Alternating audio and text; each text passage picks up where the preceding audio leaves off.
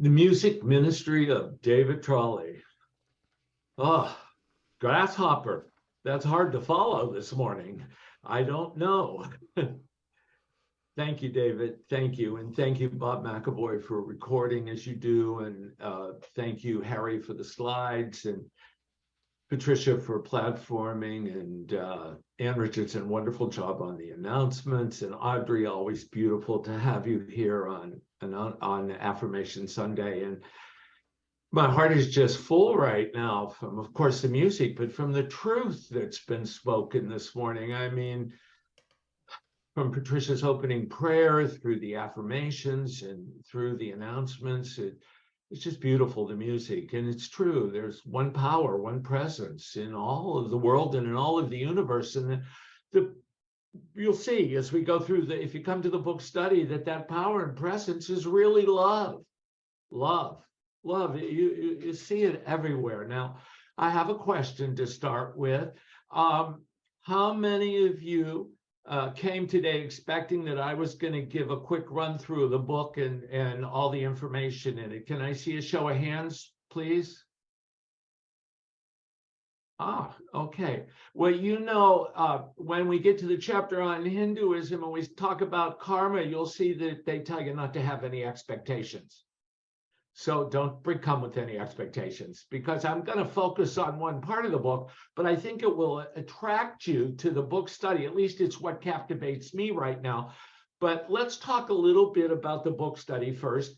It's 8 weeks, and it begins this coming Wednesday. And there's a nice group of you that signed up, and you need to sign up. And you're going to sign up by the registration link in the e-news.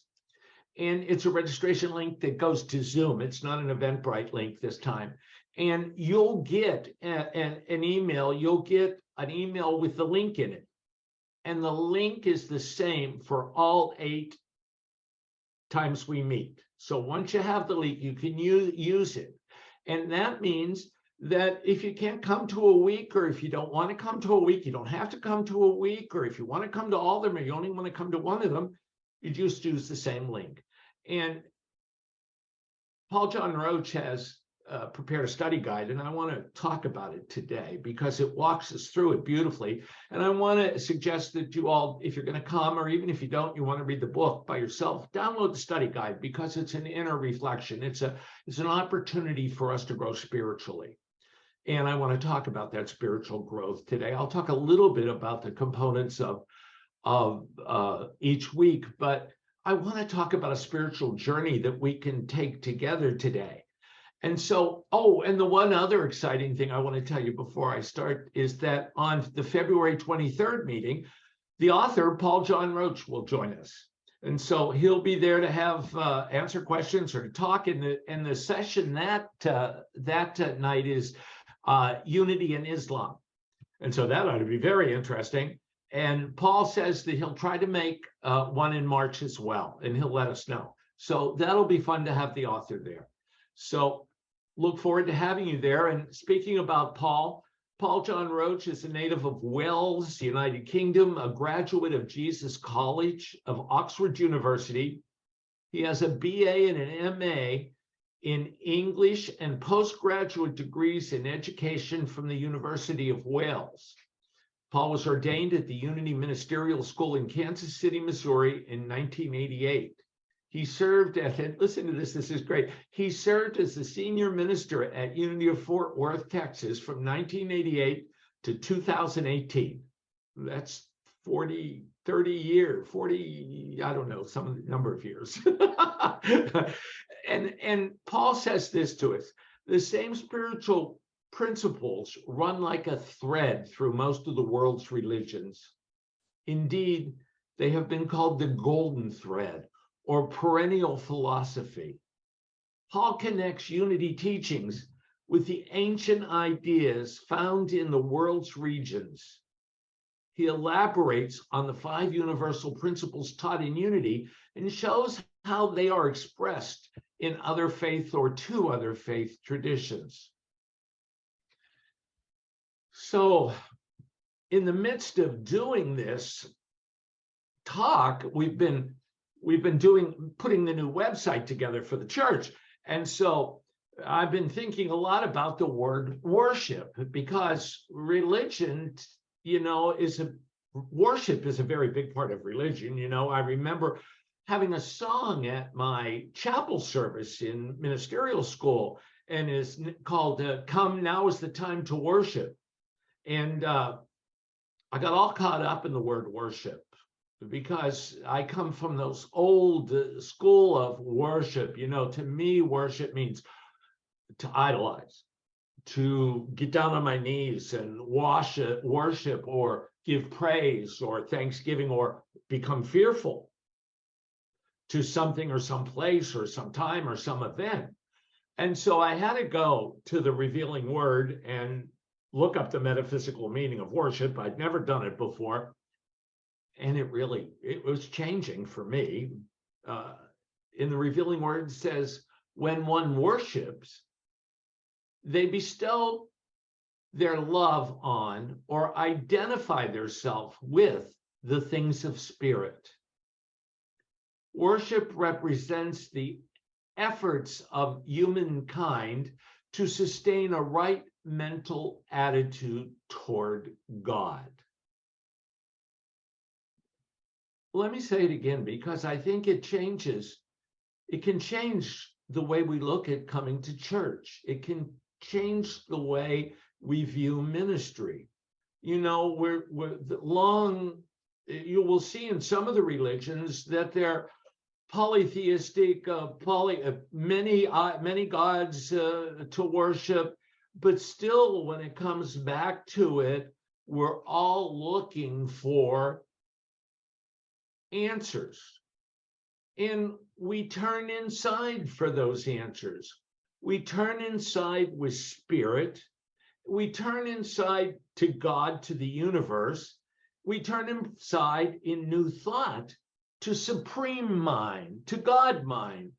And God mind, supreme mind, Charles Fillmore defines as the universal storehouse of all perfect ideas.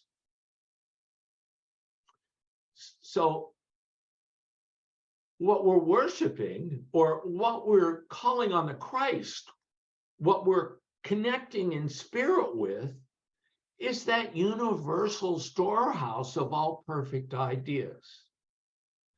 And when we can call them forth in love, it doesn't matter what our dogma or our what we require or what we state or our myths are. It all goes back to the same thing.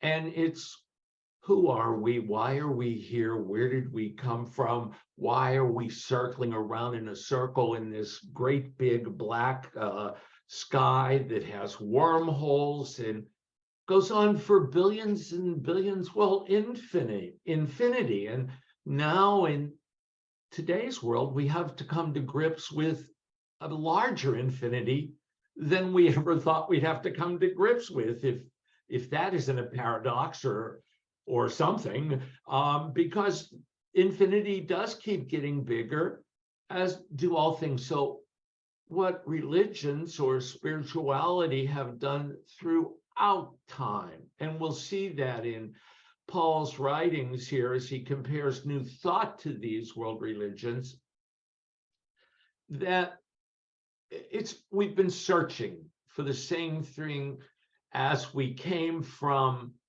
through reptilian and mammalian mind, as Larry Schneider told us in the metanoia class, as the different regions of our brain advance, and now moving more into the frontal cortex, we reach into spirit. We're able to reach deeper into infinity. And so author and Unity Minister Paul John Roach has provided us not only with the opportunity to learn more about world religions, what influence they have had on the New Thought movement and on unity specifically, but he's also provided us with an opportunity to grow spiritually and to experience transformation if we so desire. And so he provides a workbook, and he has questions for each chapter in his workbook that as we go through the book. And I'm personally looking forward to reading each chapter with you. And I want to tell you that I haven't read the whole book yet. I've glimpsed through it. I picked out parts of it. I went through and picked out some parts for my talk today because I want to read it with you. And I like to read it right before we talk about it. And in the workbook, there's work you can do for your own spiritual journey. Reverend Paul also says that reading about world religions may be interesting, but they take on greater meaning when we can enrich our spiritual lives with some of their teaching and practices. What new awareness of the divine do they invoke in you? It is always helpful to have a journal handy to write down your thoughts and ideas, especially for individual study. Well, Paul gives us the opportunity to journal as we go through this, if you so choose. And I'll talk about the questions that he asks and just reflect a little bit about them. And I'd like you to consider printing out the handout and looking at it. Paul says that reading about I'm sorry, I read that already. As you approach each question, open your mind and open your heart to the intuitive wisdom and emotional intelligence within yourself. So you see, he's calling you to do a process with this study. And it's going to be a good process, so I invite you to join me. Intellectual studying, he says, can be rewarding, but real transformation comes from contacting the core of deep wisdom and love within you. There's that word again, love, contacting at the core, love. So the questions that pertain to each chapter of the book are based on 5 prompts.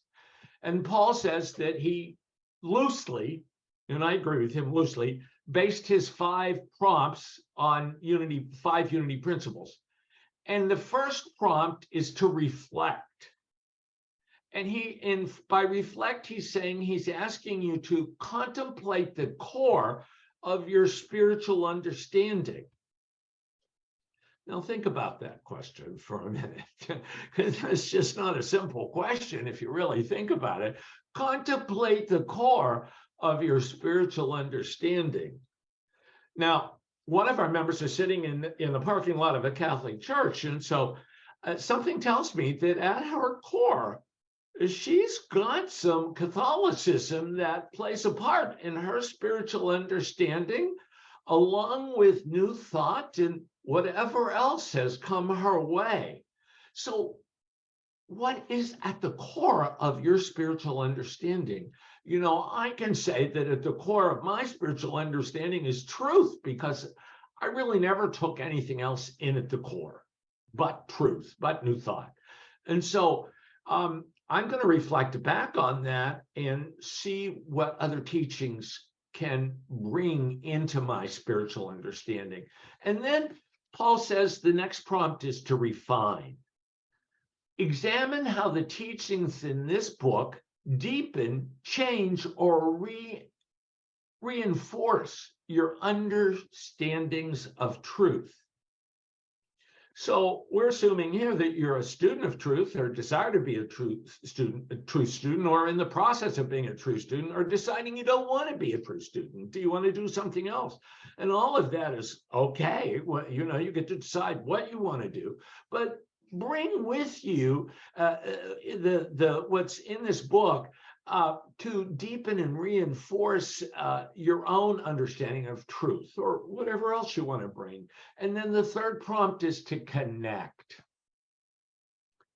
And this is so important. This is, I mean, when we think about our world today, connecting, bring your awareness to the golden thread that connects world religions and the interconnectedness of creation and the creative process.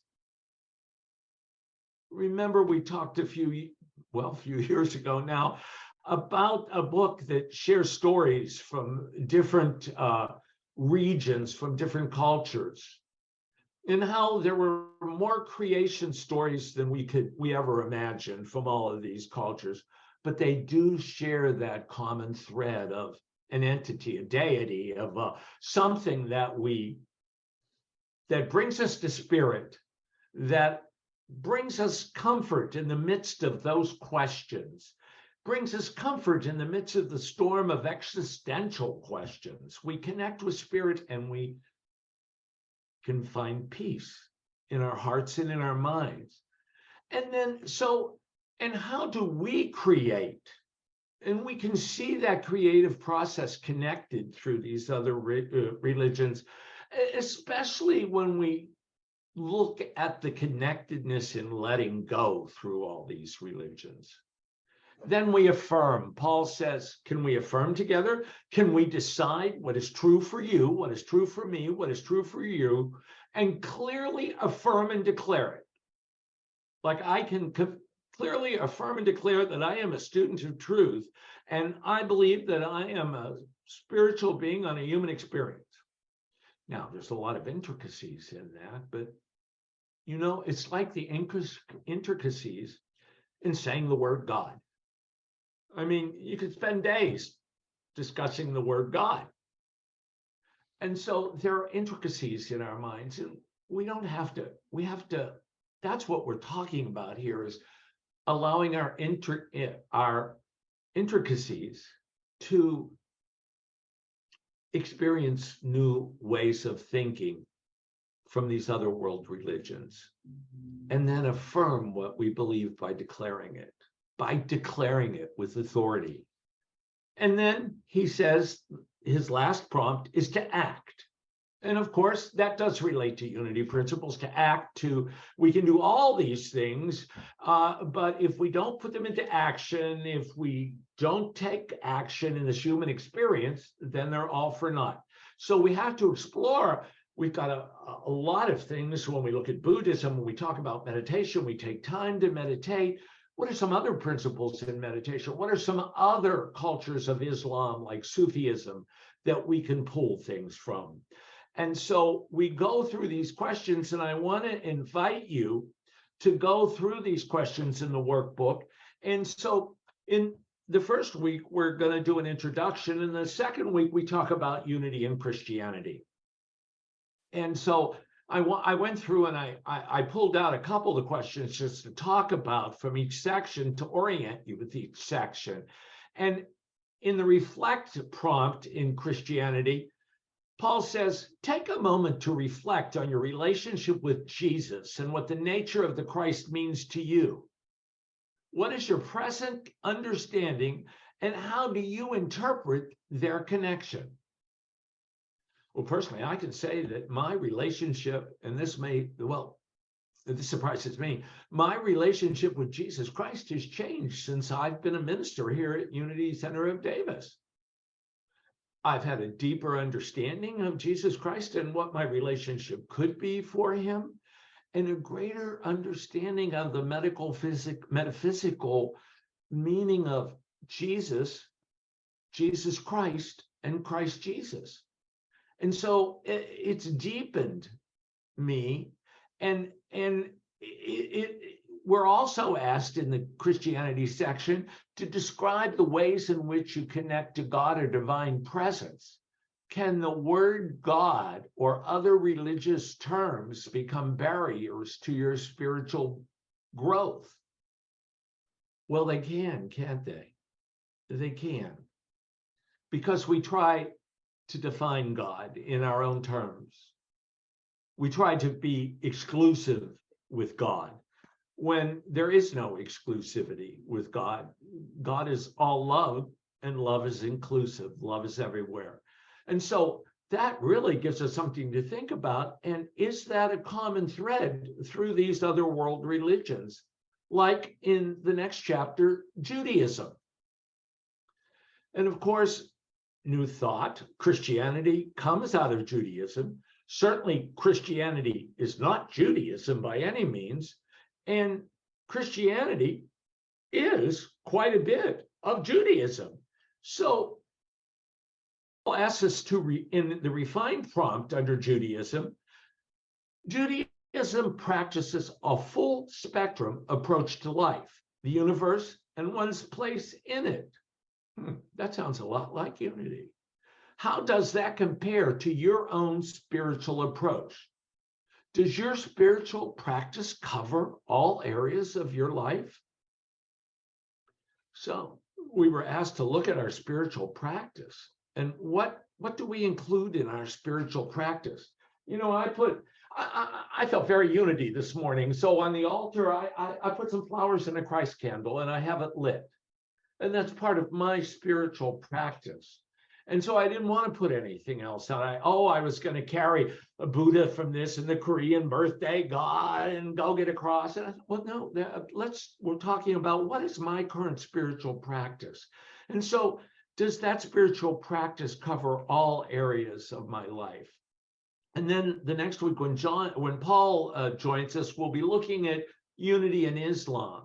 And Paul asks us to look at the prompt act. The Muslim tradition offers specific guidelines for putting one's faith into action. Which of the 5 pillars of Islam appeal to you? How can you use these teachings to better your life? And so I don't know what the 5 pillars to Islam are, but they're citation or declaration of faith, prayer 5 times a day. Not in a mosque. You can pray anywhere, but it's 5 times a day specifically. What a spiritual practice that is. Oh, my goodness, you can feel it. Almsgiving, alms for the poor, tithing.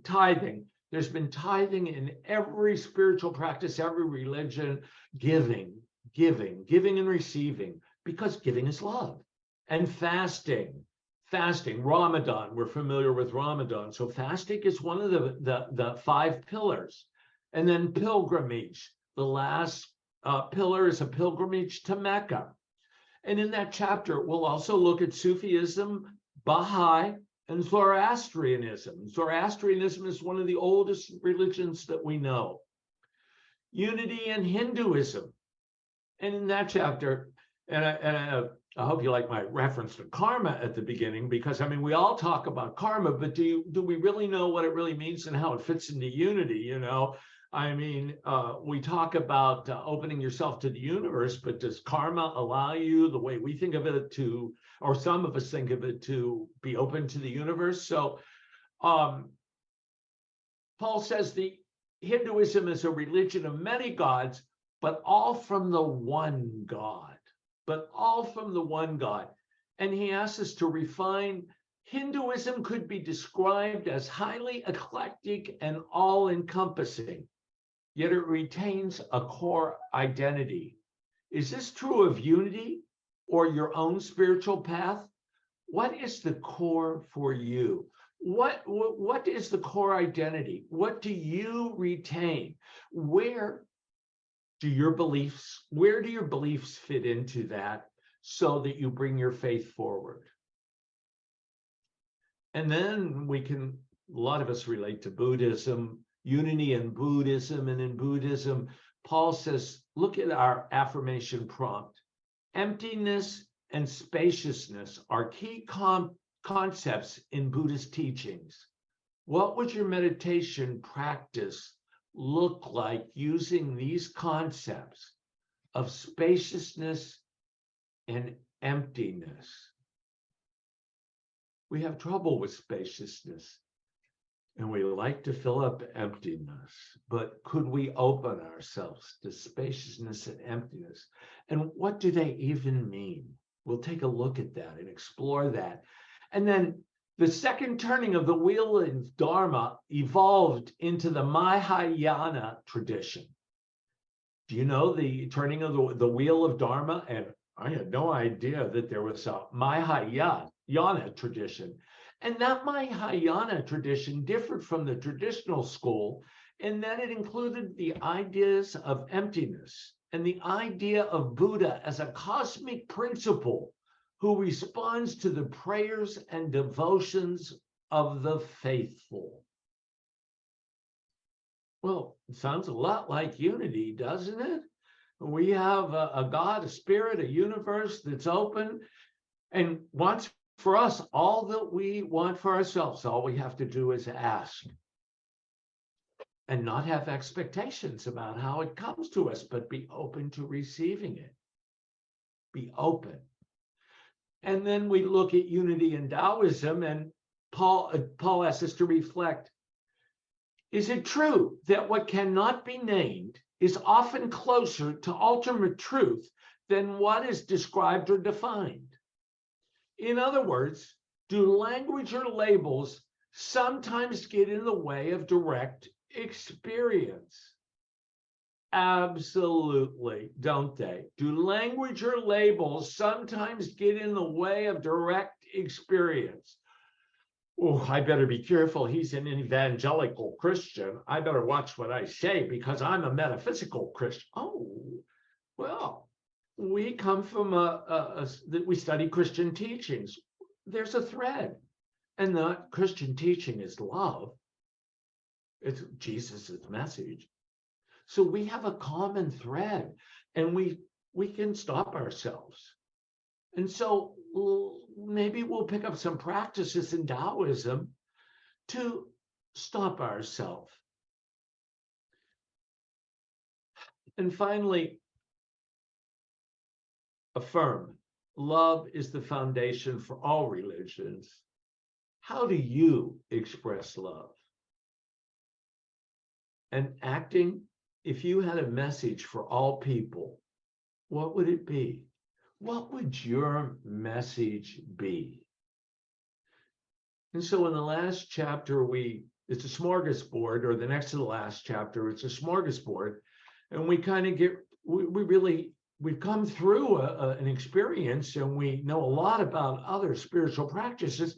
And we get to look again at our core and where we're at and what our spiritual practice is, and redefine it a little bit.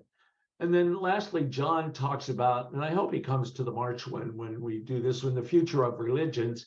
He says, reflect. The book mentions inequality, artificial intelligence, and climate change as issues affecting the future of religion. How do you see these issues affecting religion? Are there other names you can name?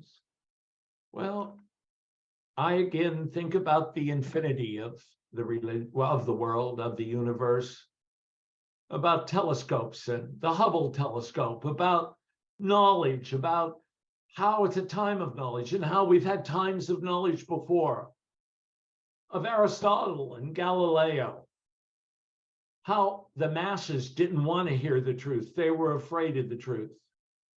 And how we are afraid that we can't control the masses if we let them know the truth.